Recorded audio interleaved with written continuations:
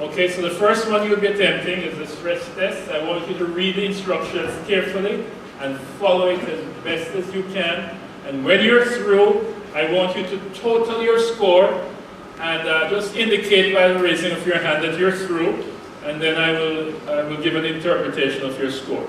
If in the burnout test your score is 20 to 30, there is no burnout. You're not experiencing burnout. You may be taking your life a little casually, and you might even be considered to be a little lazy sometimes. But that's. If your score is 31 to 45, this is a normal score for anyone who works hard and serious about their job. But you need to make sure you relax periodically. If your score is 46 to 60, you're experiencing some mild burnout and could benefit from a careful review of your lifestyle. If your score is 61 to 75, you're beginning to experience burnout.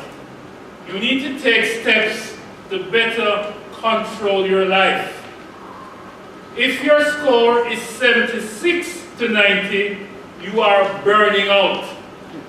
You should seek help. Reevaluate your present life and make changes. If your score is over 90, you are dangerously, seriously burnt out and need immediate relief. Your burnout is threatening your physical and mental well-being. And if your score is really over 90, I am going to give you my card. I want to suggest to you that traumatic stress is a continuation of stress that moves into burnout. And that's the reason why we assessed you both at your stress level and your burnout level. What is this burnout? Burning out, burnout. What do these words mean to you? Burnout has been defined as a syndrome of emotional exhaustion, depersonalization, and reduced personal accomplishment that can occur among individuals who do people work. For instance, police are quite often likely to experience burnout if they're not careful. And so we intend today to make sure that you don't, based on what you're going to be hearing today. Pastors and church leaders and people helpers are all people who are likely to experience some kind of burnout. It is a response to the chronic emotional strain of dealing extensively with other human beings. If these human beings are troubled, then burnout can be particularly rapid and devastating.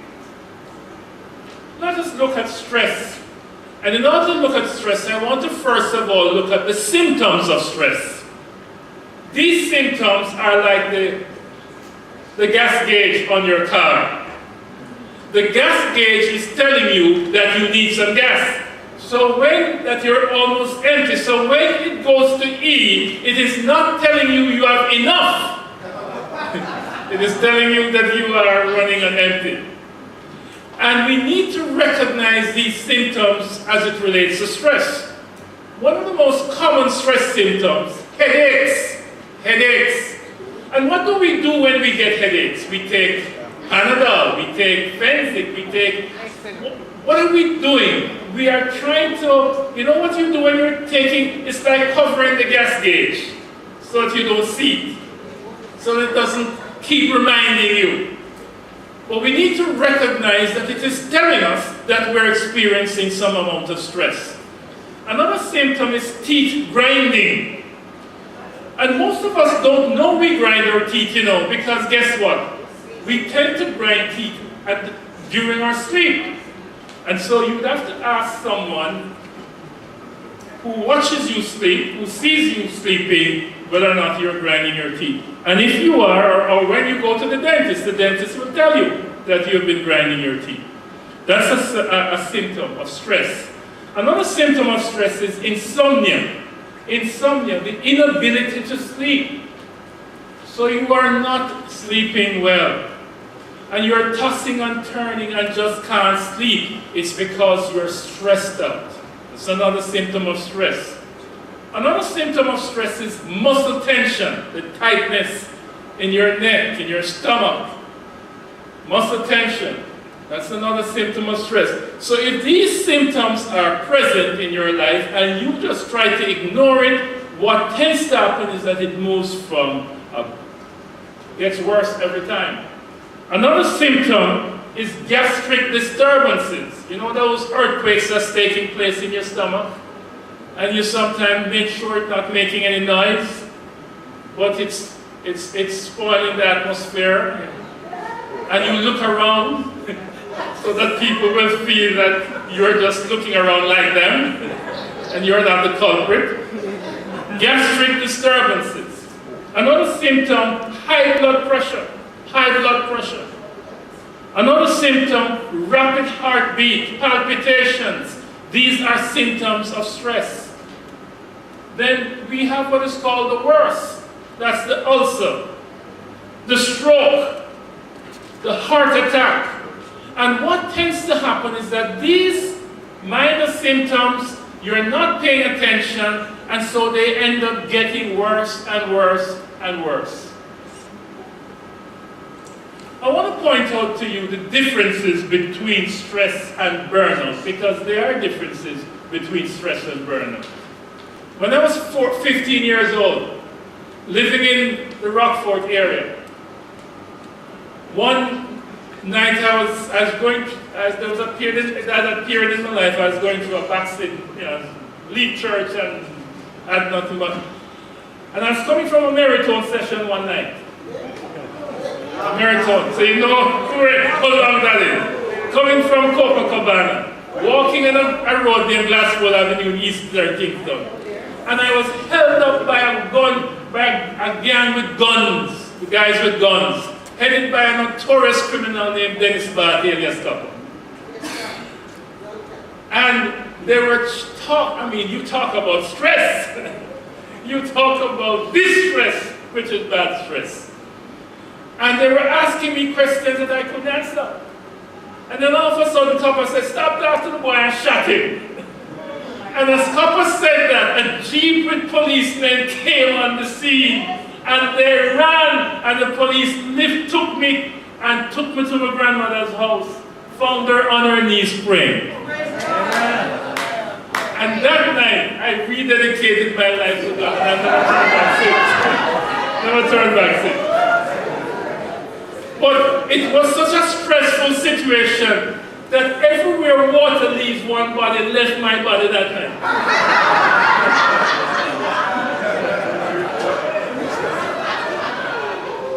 That's when you experience distress, Distress. As you can see, stress. I have these two stress. This stress, which is bad stress, and eustress. But I want to reflect a little on burnout.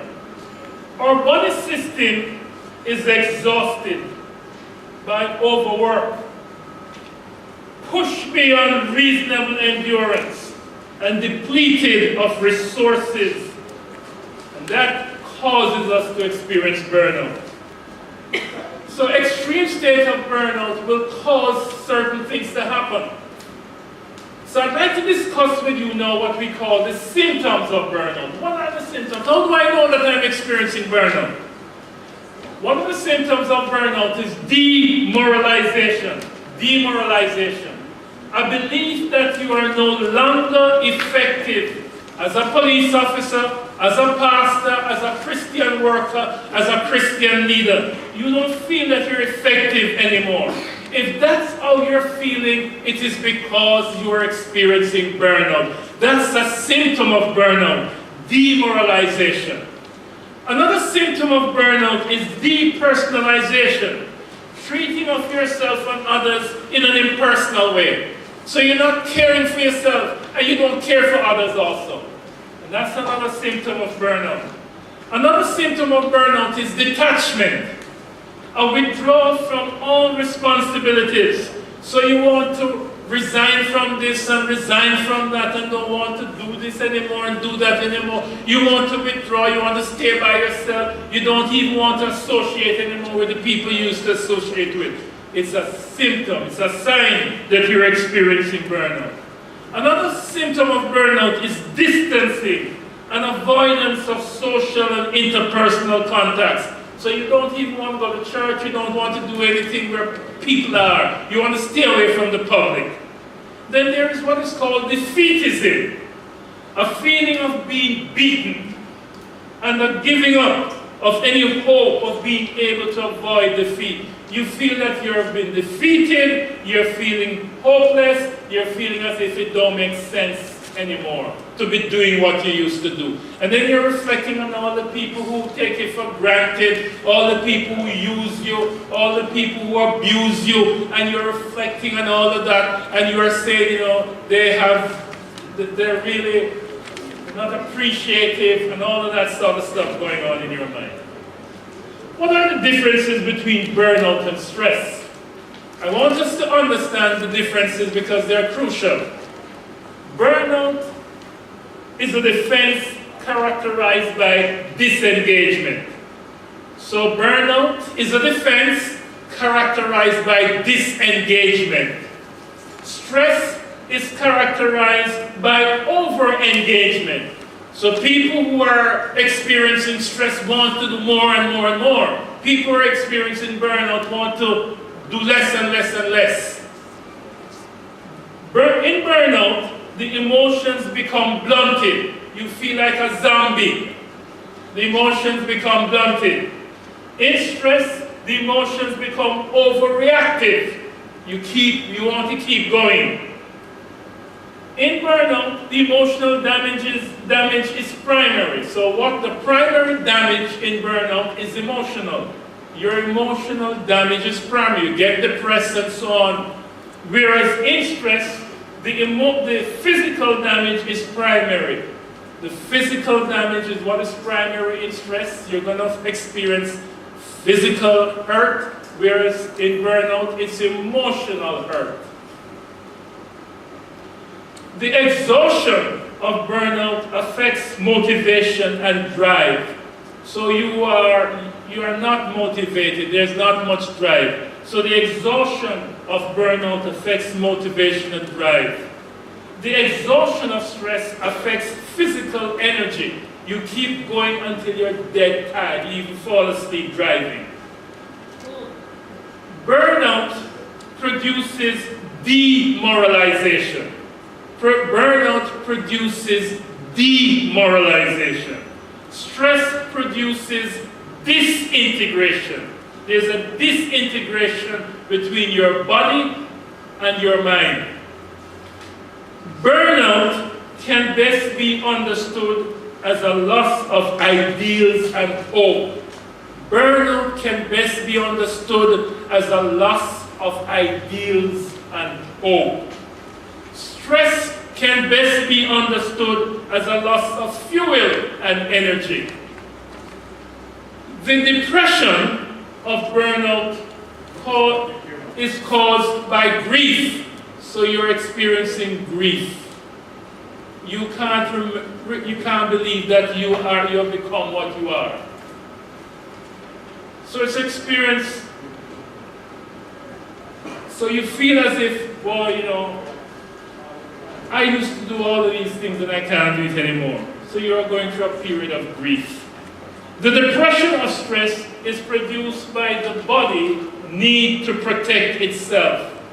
So the depression you experience as a result of stress is the fact that you get sick. And because you're sick, you are so upset that you can't do what you like to do. Burnout produces a sense of helplessness and hopelessness. Stress produces a sense of urgency and hyperactivity. Burnout produces paranoia, depersonalization, and detachment. So burnout causes you to become paranoid, to become suspicious, to read into everything what doesn't exist. Stress produces panic, phobic, and anxiety type disorders. So stress will cause you to panic and become very anxious. Burnout may never kill you, but your long life may not seem worth living. Let me say that again. Burnout may never kill you, but your long life may not seem worth living. Stress may kill you prematurely, and you won't have enough time to finish what you've started. What are the things that causes burnout? What causes burnout? There are some external causes. Pastors, police officers, church workers, leaders, and their wives need to be aware of external, and their husbands need to be aware of external environmental factors which have been linked to burnout. I want you to hear me say this because this is so important. A little feedback regarding one's work can cause burnout. You have been working so hard, you have been putting in a lot, and nobody ever stopped to say, well done. Nobody shows any appreciation of what you do. They are big to criticize your effort, but never ever to compliment you. A great psychiatrist, Abraham Maslow, he says that if we want people to be effective, we give them 5 compliments for every 1 criticism. But we don't get that in this country. We get the 5 criticisms for every 1 compliment if we do get one. But little feedback regarding one's work can cause burnout. Lack of family time can cause burnout. And sometimes police officers recognize this a lot because sometimes you get moved from one place to another and your family is left behind for 3, 4, 5 months or probably even longer sometime. And that can impact you all in a very negative. Isn't that true? And so that can cause burnout. Lack of family time. Low monthly income can cause burnout. Low monthly income. So you are working and working and you're getting more work but you can't get more pay. And people in the people helping work, they suffer a lot this way because sometimes they even have to go into their pocket and give people money.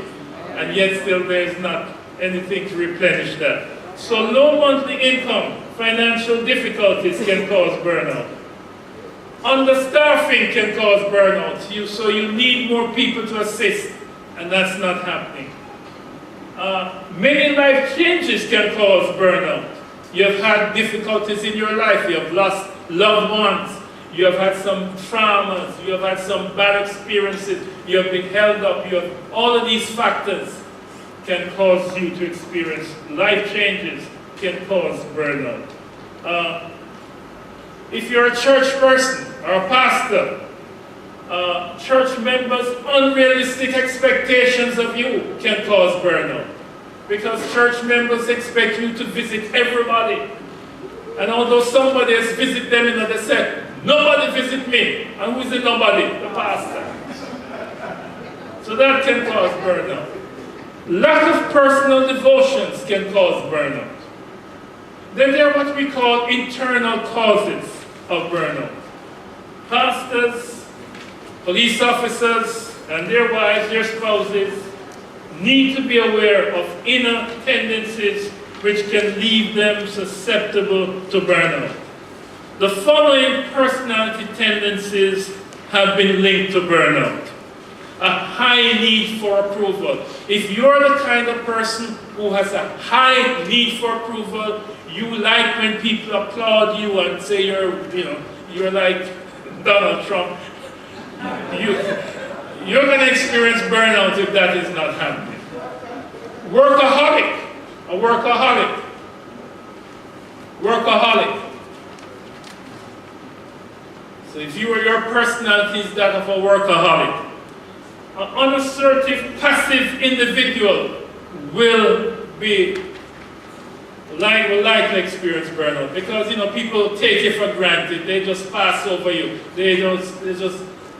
That's going to be painful.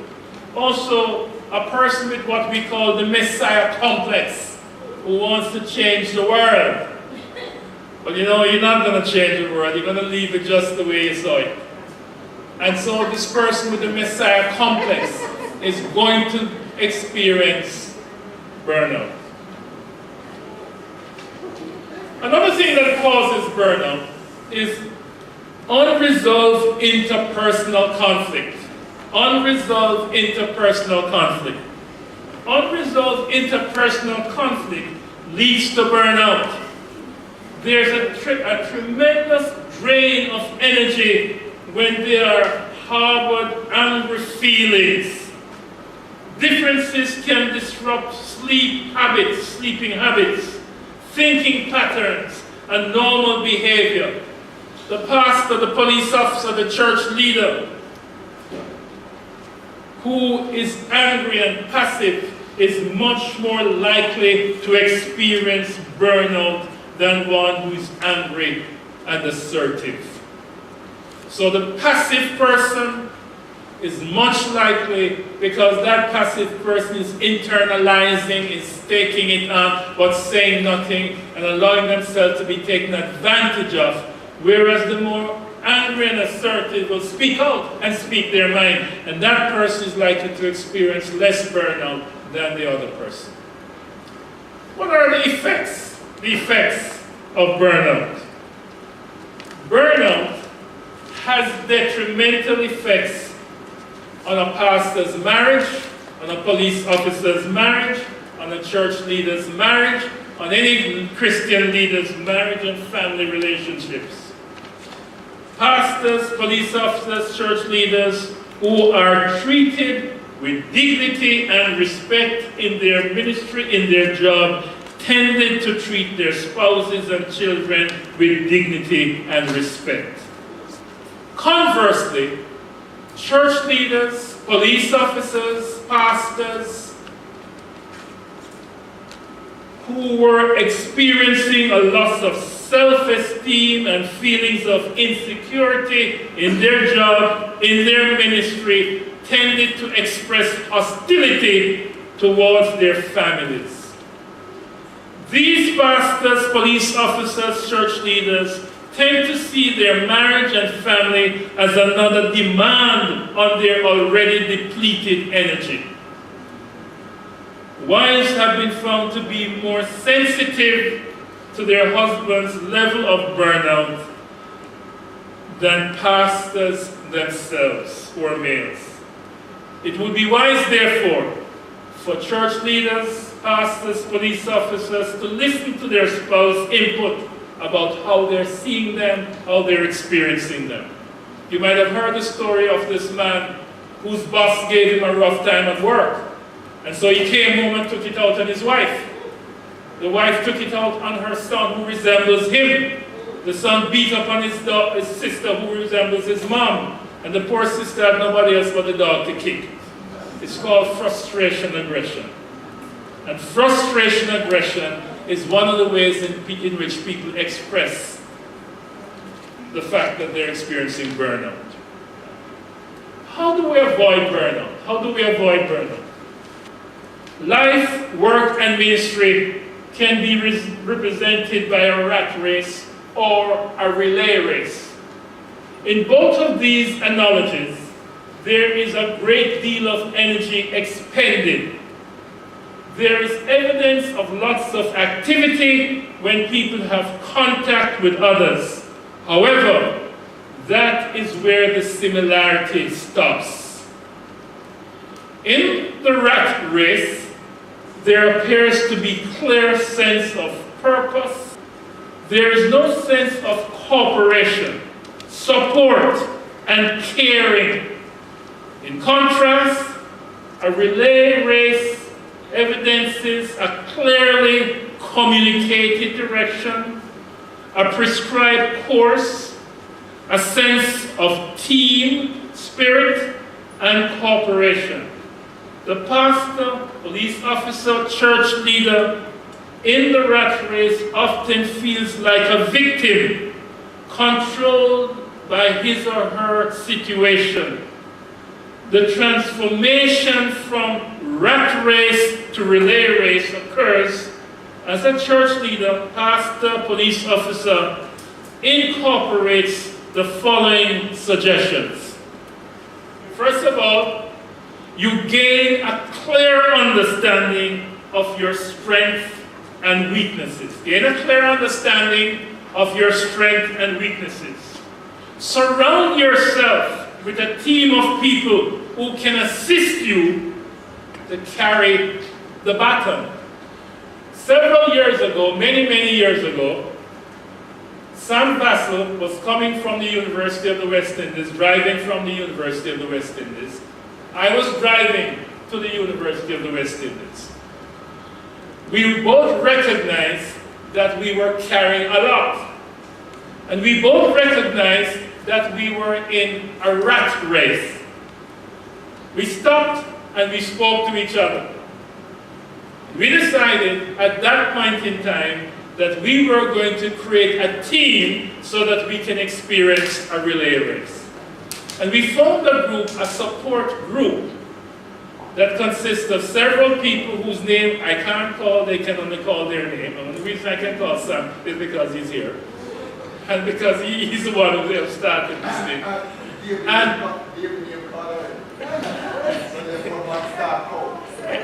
Anyway, the group. Well, we became a support group to each other. And we became a group that we were accountable to each other. And this group has existed for over 20-something years.